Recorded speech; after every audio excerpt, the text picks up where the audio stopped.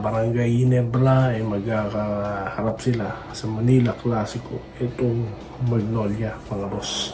Alam naman po natin ang mga mags natin, no, na nangangailangan po talaga manalo. May tanong ang ating subscriber dyan kung pagbibigyan daw sila ng Ginebra.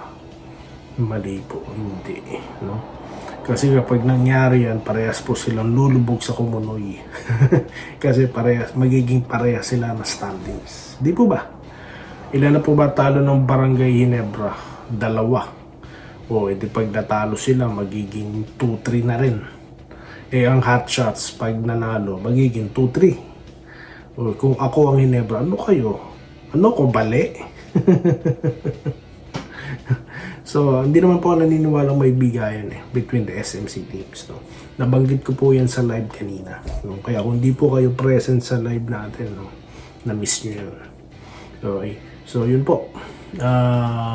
Manila Clasico is a must-game situation for the Mags. No?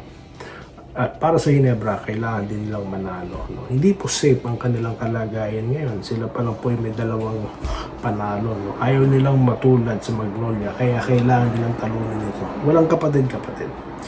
So, kanina po sa Ginebra, no? All I can say, kulang ang Meralco. No? Wala po yung kiwi. Ilan sa mga inaasahang players.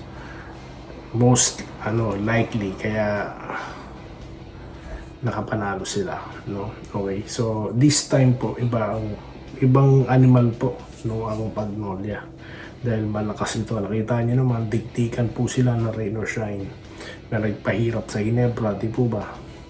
So muntik na kaninang manalo ang Magnolia, kaya po sigurado gigil yan, no, na sisiguraduhin nila, no, susubukan nilang talunin ng Ginebra.